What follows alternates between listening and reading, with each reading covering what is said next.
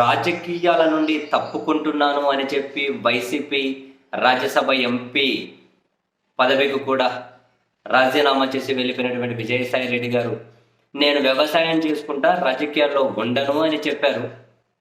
And Jaganmohan Reddy గారికి మంచి జరగాలి అని చెప్పి కోరుకుంటున్నా అంటూనే ఇక చంద్రబాబు నాయుడు గారిని జనసేన అధ్యక్షులను మోడీ గారి పేరు అమిత్ షా పేరు అందరికీ ఏదో కృతజ్ఞతలు చెప్పుకుంటూ సరే ముగించారు.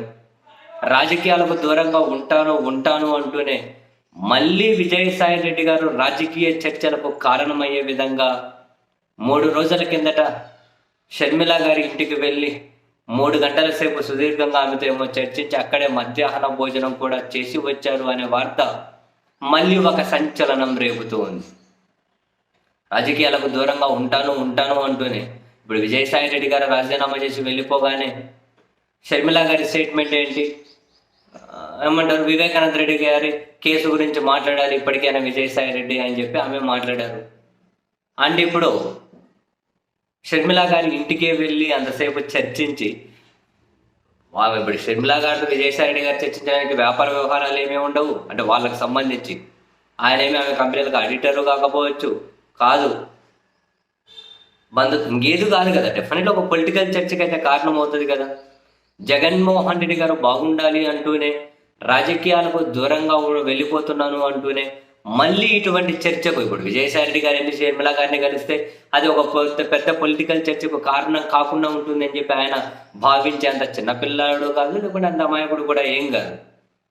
మరి ఏ ఉద్దేశంతో కలిశారు అన్నది ఆయనే కనుక బయట పెట్టి ఉండింటే ఈ డిఫరెంట్ చర్చకు కారణమయ్యేది కాదు.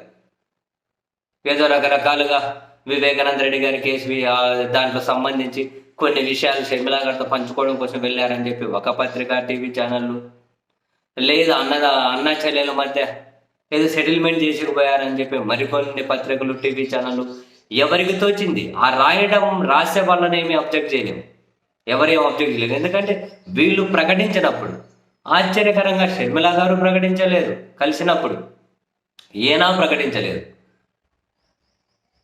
ప్రకటించలేదు. మరి వెళ్ళి షర్మిల గారినే కలిసారా, లేకపోతే విజయమ్మ గారిని కలిసారా?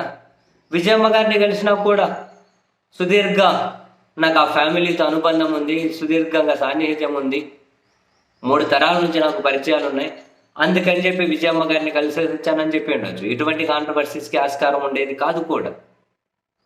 మరి ఇప్పుడు ఈ విధంగా తను రకరకాల ఊహాగానాలకు తావివ్వడం, రాజకీయాలకు దూరంగా ఉంటాను అంటూనే మళ్ళీ రాజకీయ చర్చల్లో ఆయన కేంద్ర బిందువుగా అవుతూ ఉండడం, మరి తదుపరి ఆయన అడుగులేటో, మరి ఆయన ఏం ఆలోచిస్తున్నారు, ఎందుకు కలిశారు తెలియదు మరి.